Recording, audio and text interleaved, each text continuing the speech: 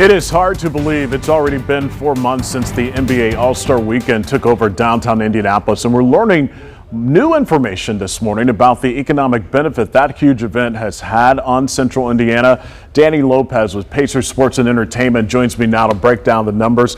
Danny, this is pretty cool because this record-setting weekend happened literally back in February, and the amount of money that was generated from that event is just astronomical. Yeah, I mean, this is such a unique event. We've talked about it for a long time, obviously leading up to the event, but what makes NBA All-Star so unique is the international aspect of it and the number of people that come here from other places, but also the number of eyes that are on Indianapolis from all over the world, and that's really an incredible thing. It gives us a chance to tell our story on a global platform in a different way than any other event that we do here. This exceeded like the initial numbers that you all had planned for this to make. It sure did. So I mean, when you think about $290 million of direct economic impact and spend on retail and hotels and food and beverage, but then, almost more importantly, maybe, is the $112 million in earned media value. You know, hundreds of members of the media from other countries,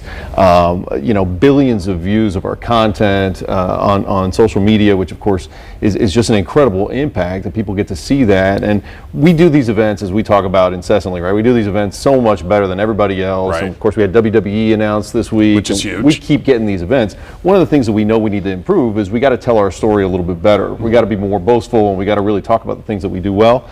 That's what this was about, and so when you look at that earned media value in particular, it's a massive impact. Talk about that number. I mean, it literally doubled the projections that you all had, and then the jobs that it created. How did that help? Yeah, I mean, think about roughly 1,800 jobs that were supported or expanded or created through All-Star. I mean, this is why we do these events, right? We don't do these like other cities. We do these events to make sure that there's a lasting legacy, there's real impact that's made at the community level, and that you feel it. You feel the ramifications for years to come. We're still feeling the effects of Super Bowl. We're still talking about Super Bowl.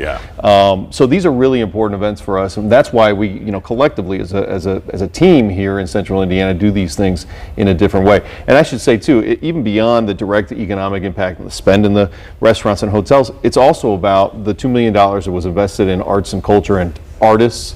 It was about the $1.5 million that was spent on legacy projects throughout the state and refurbishing basketball courts and community centers. So when you think about impact at the community level, that's also what these events allow us to do. And then it's not just those big companies that are investing, but you have the people who visit here, and then they get on their social media platforms and they talk about it. Yeah, I mean, and it goes global. Right, we had 44 states and 55 countries represented by visitors to the downtown.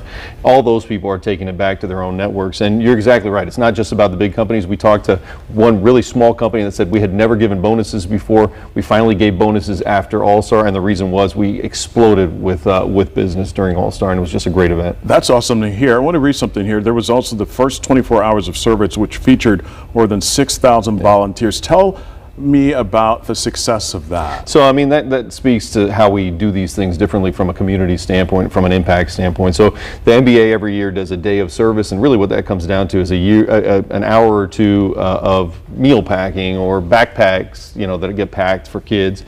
We decided we were going to do it different. It was 2024, so sticking with the theme, we did 24 hours of service. We recruited 6,000 volunteers. We had them there for 24 hours at Lucas Oil Stadium packing meals with Million Meal Movement. I remember that. 1 million meals that were packed, all stayed in the state, distributed through food pantries all across Indiana. That was a great example, and the NBA was really, I think, at the beginning taken aback because we said, no, we're going to do this differently. We just want to do it bigger. All right. Danny Lopez with Pacers Sports and Entertainment. Nice work to you and your team for making this all happen, because it definitely puts our city in such a great light, not just here in the U.S., but around the world. So nice job to you guys. For more information on the economic impact of All-Star Weekend 2024, visit fox59.com/links.